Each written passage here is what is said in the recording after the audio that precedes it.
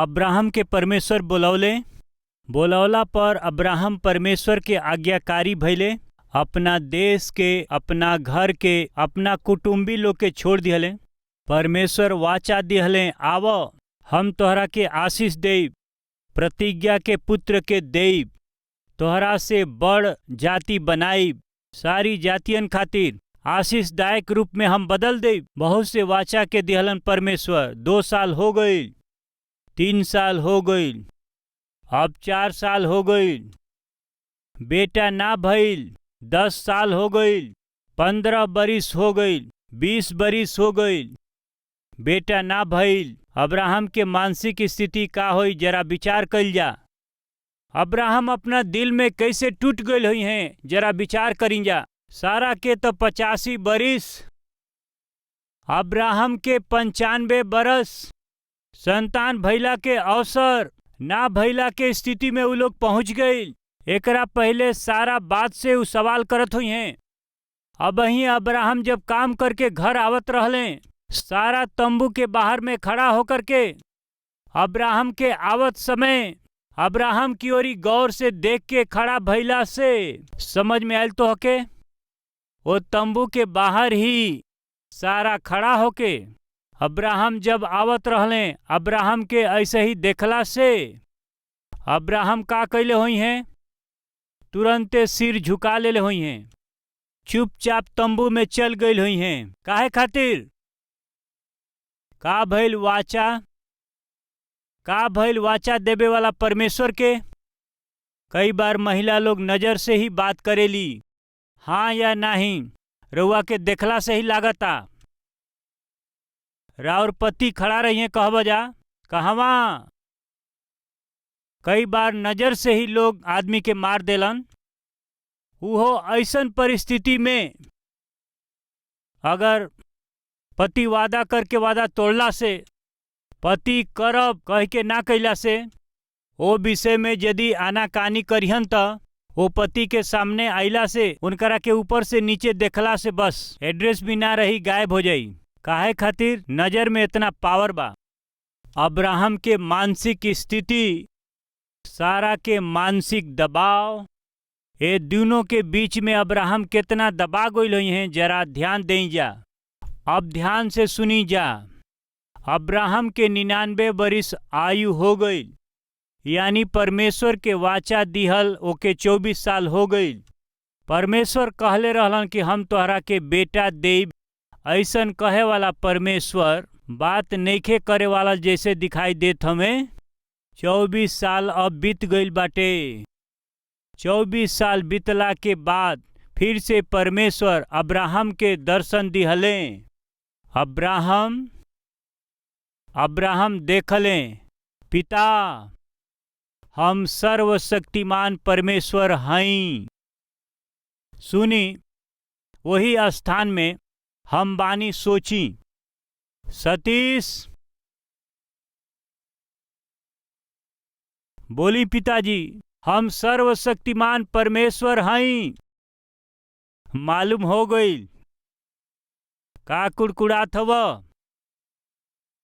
कुड़कुड़ात नहीं खी, ऐसे ही कुछ कहत हई। रउआ बताई का ह? हमरा और तोहरा बीच में हमरा विधि के नियुक्त करके हम तोहरा के बहुतायत से आशीष देब। यह कि और कुछ? 24 बरस तक परमेश्वर अपना वाचा के पूरा ना कर पावला से 24 साल के बाद अब परमेश्वर आकर के अब्राहम हम सर्वशक्तिमान परमेश्वर हई ऐसन कहला से अब्राहम के प्रतिक्रिया कैसन होखे के चाही बताई। हम सर्वशक्तिमान ईश्वर हई, हम कुछ कर सकीला। हाँ तो ठीक बाटे। कहले का? हम तोहरा, हमरा और तोहरा बीच में हमरा विधि के बना करके हम तोहरा के बहुतायत से हम बढ़ाई खड़ी पाई। जब अब्राहम वो बात के सुन लें, अब्राहम के प्रतिक्रिया का बाटे? अब्राहम के प्रतिक्रिया कैसन रहे रहुआ जानत हई? अब्राहम हम सर्वशक्तिमान परमेश्वर हई, हम तोहरा वंश के अत्यंत बढ़ाई। ऐसे परमेश्वर कहला से तब अब्राहम मुंह के बल गिर गईले। अब्राहम वो बात के सुन करके मुंह के बल गिर गईले, मुंह के बल गिर गईले। संभव बाटे कहल जाई 24 बरिस से वाचा के पुत्र के दिहला के परमेश्वर देरी कैला से, ऐसन देरी करे वाला परमेश्वर तोहरा वंश के बहुत बढ़ाई कहला से वो स्थान में रउआ होखी या हम होखी, मुंह के बल गिरब जका उनकरा चरण में हमनी का मुंह के बल गिरब जका हमरा जैसे होखला से खड़ा होके ही नमस्ते करत हई। हमरा के रउआ से कोनो काम नइखे रउआ के हमरा से कोनो काम नइखे। अब्राहम में दिखाई देवे वाला अद्भुत लक्षण का हुए जानत हई? ग्रेटिट्यूड, आभारी जीवन।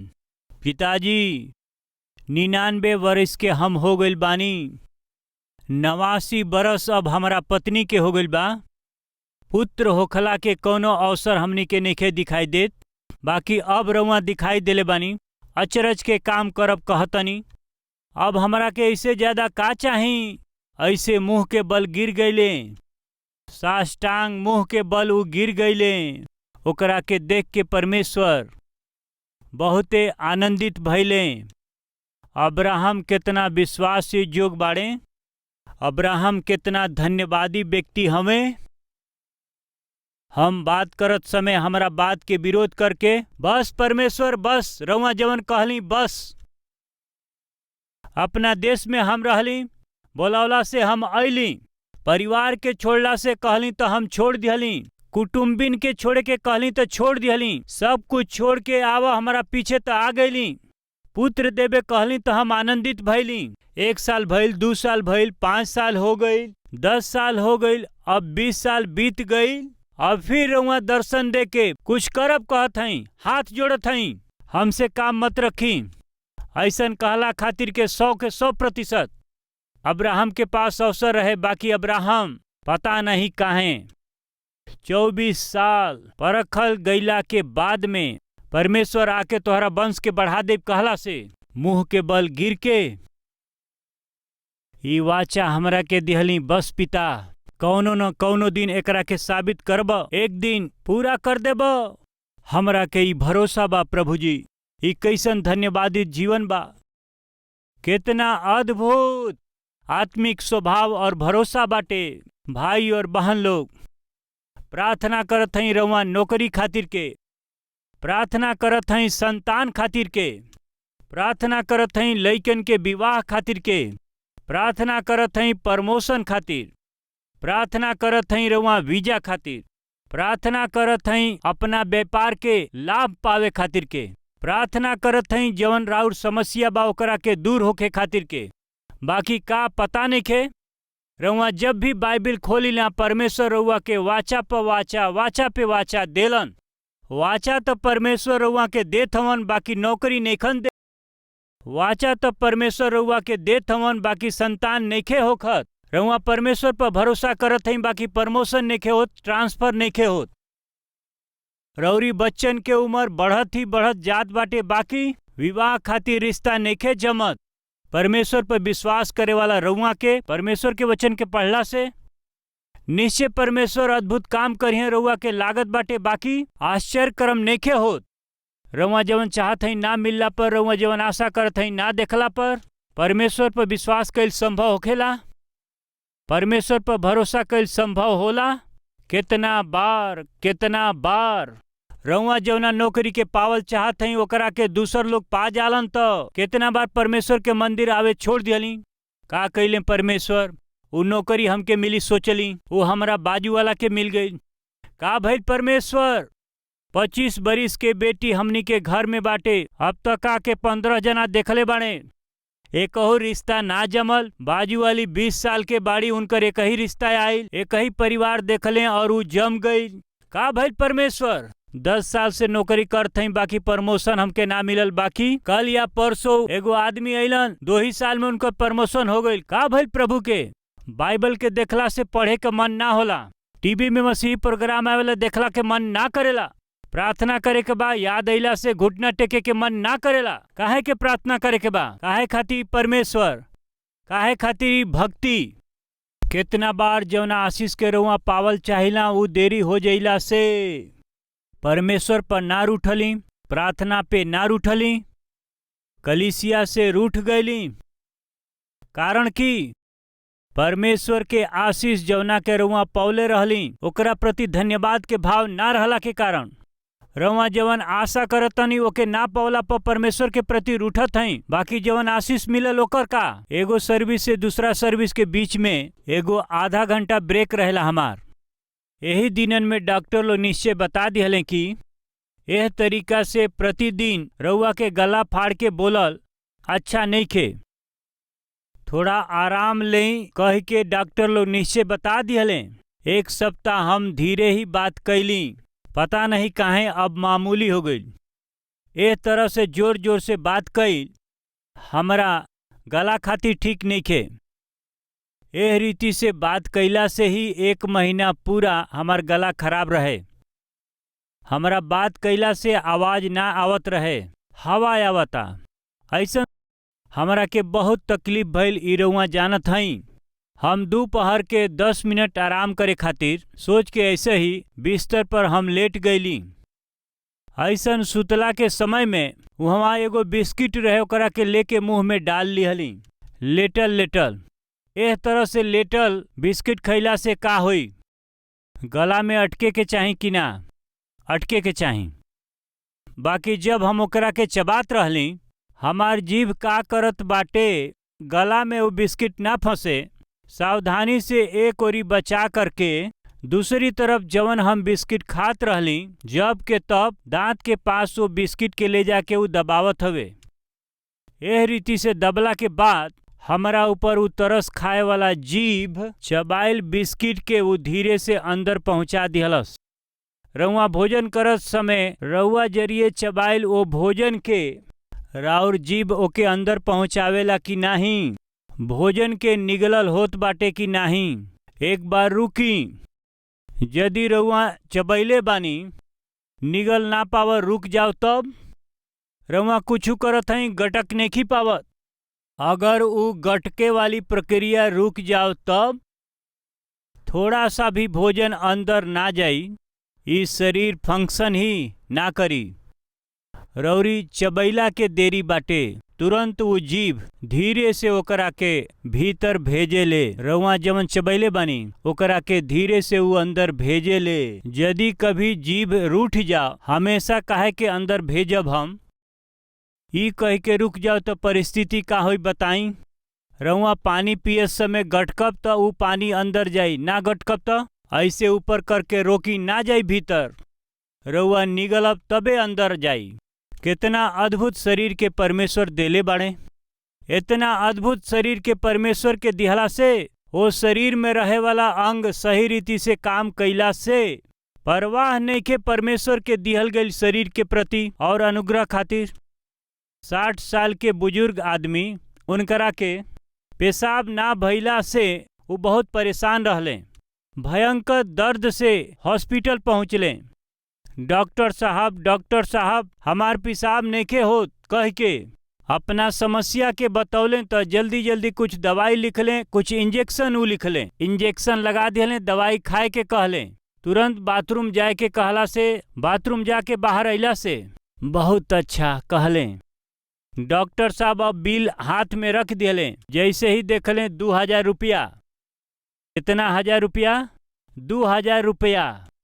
वो बिल के देखे वाला वो बुजुर्ग आदमी एक बार आसमान की ओर देख के पिता पिता पिता रउआ के धन्यवाद पिता कहले।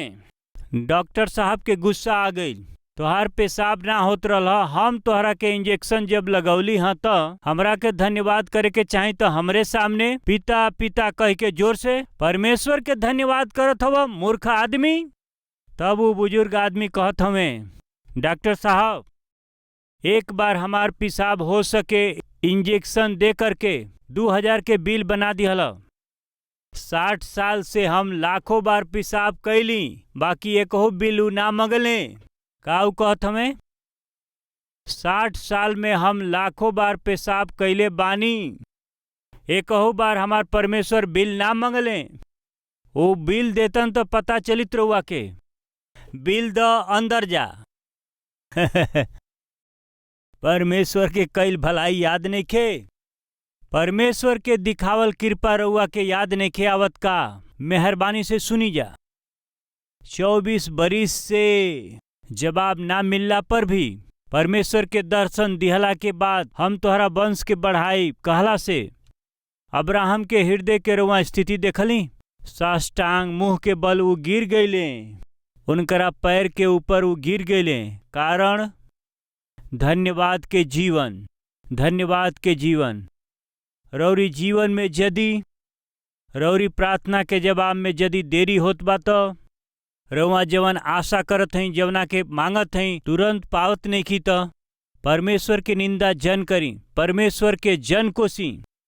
वही दिन इस्राएली लोगन के 10 गो अद्भुत काम करके मिस्र देश में से फिरौन राजा के हाथ से परमेश्वर छुड़ौले।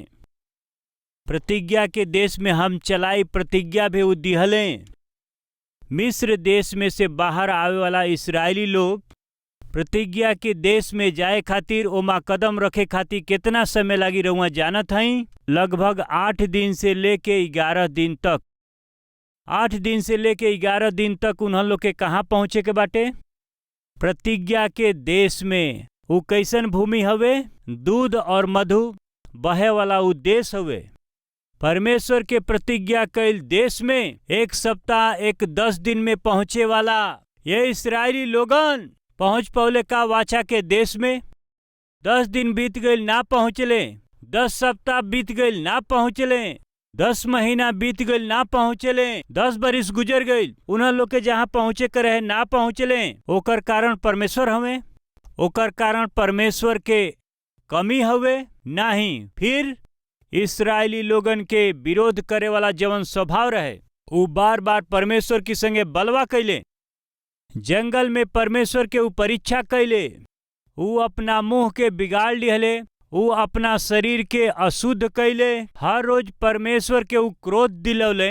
10 दिन में पहुँचे वाला प्रतिज्ञा के देश में उ ना पहुँच पौले। उन्हन लोग के जवन आशीष और बरकत पावे के रहे ओमा देरी के परमेश्वर कारण ना हवन। फिर वो जवन पाप के काम करत आवत हवन, आज्ञा ना मनला के स्वभाव, उनकर बलवा कैला के स्वभाव, उनकर शारीरिक इच्छा, जौना वाचा के पावे के रहे, जौना वाचा के देश में जाए के रहे, जैला से वंचित भइले।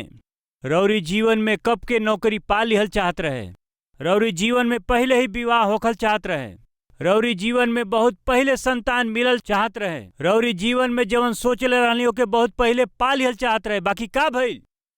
परमेश्वर रउआ के आशीष देवे जब भी उइले। रउआ के जवन ना करे के चाहिए वैसन पाप में काम करत दिखल होखबा।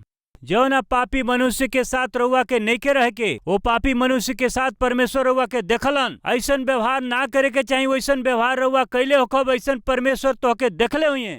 परमेश्वर जब भी रउआ के आशीष देवे, उद्धार देवे अइलन, हर बार ना दिखाई देवे वाला परिस्थिति में रउआ दिखल होखब। जौना स्थान में ना रहे के चाहिए वो स्थान में दिखाई देले होखब। जौना आदमी के साथ ना रहे के चाहिए वो आदमी के साथ रउआ होखब। जौना विधि में ना रहे के चाहिए वो विधि में रउआ होखब। यही से परमेश्वर बिना आशीष दिहले चल गईल होखी हैं। 24 बरिस तक इंतजार कैला के बाद में 17 अध्याय 1 वचन में परमेश्वर का कहले जानत है रउआ? अब्राहम हम सर्वशक्तिमान ईश्वर हई, उतने बाका तू हमरा उपस्थिति में चल और सिद्ध होखत जा। अब्राहम वो 24वां बरस रहल विश्वास के वो यात्रा में। अब्राहम के उम्र 99 बरिस रहल। परमेश्वर आवे वाला बरिस में अब्राहम के पुत्र देवे वाला बाड़न। परमेश्वर के वाचा के पुत्र के दिहला के समय आ गइल बा।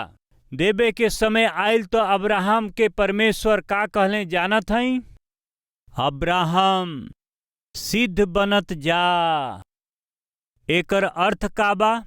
हम अपना वाचा दिहल काम के पूरा करे जात हई। ओ पूरा भइला के समय अइला पर अब्राहम गलत जीवन मत जीह, उंगली उठा के दोष लगाए वाला जीवन मत जीह, कमी के साथ मत जीह, पाप में मत जीह। अब्राहम हम जवन वादा कैले रहली ओकरा के पूरा करे जात हई, सिद्ध होखत जा। Live upright and blameless life.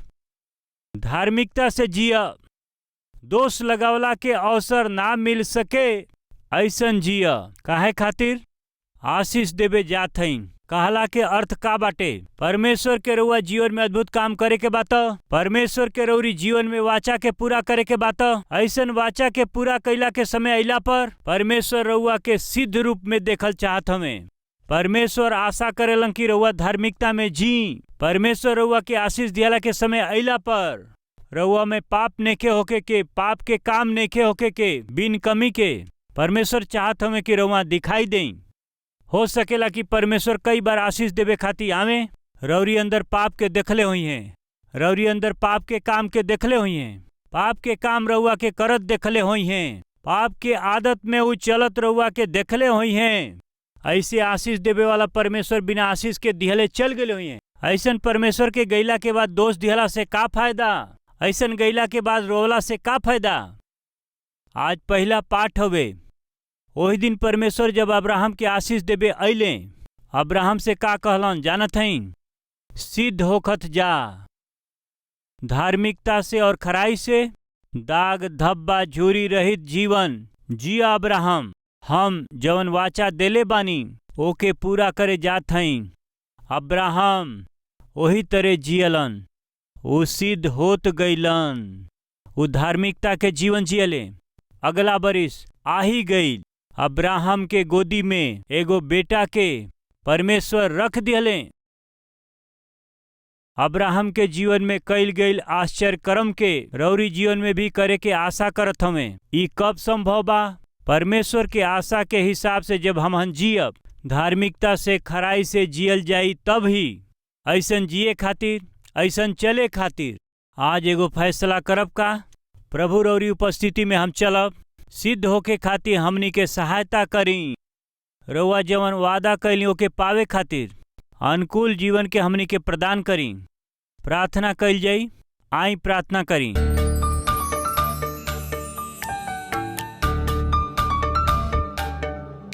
पवित्र पिता परमेश्वर, बड़ा स्पष्ट और सीधा रूप से हमहन से बात करे खातिर धन्यवाद पिता। अब्राहम रउआ पर विश्वास कैल लगभग असंभव रहे, ओ समय पर रउआ पर उ विश्वास कैले, उ उनकरा खातिर धार्मिकता गिनल गई। पिता मानल ही नाही, नम्र जीवन और धन्यवादित जीवन के ही 99 बरिस के उम्र में उ दिखा करके रउआ के खुश कैले। पिता अब्राहम के समान ही उ धीरज, उ आशा, ओ नम्रता के स्वभाव, ओ धन्यवाद के जीवन हमहन के देई। बहुत से समय में हमहन के जवन आशा कैली जा उ ना मिलला से हमनी के निंदा कैली जा पिता, सवाल कैली, दुख दिहली, परीक्षा कैली जा। क्षमा करी पिताजी। हमहन के पावे वाला आशीष के पावला में देरी भइला से मुख्य कारण ओकर हमनी के पाप ही हवे, हमहन के कमी है, हमनी के संसारिक जीवन है। वो सत्य के जान के हमहन अपना के सही करत हई जा। हमहन के कमी के क्षमा कर दें पिता। हमनी के अपना लहू से धो करके शुद्ध कर दें। निंदा रहित जीवन जिए के रउआ सौभाग्य दें। रउआ हमहन के जीवन वाचा देले बानी, जल्दी से देखला के ओके सौभाग्य हमनी के प्रदान करी। यीशु जी के नाम से मांगत हैं पिताजी, आमीन। हमार पता बा Calvary, post box number 30, Kukatpally, Hyderabad 72।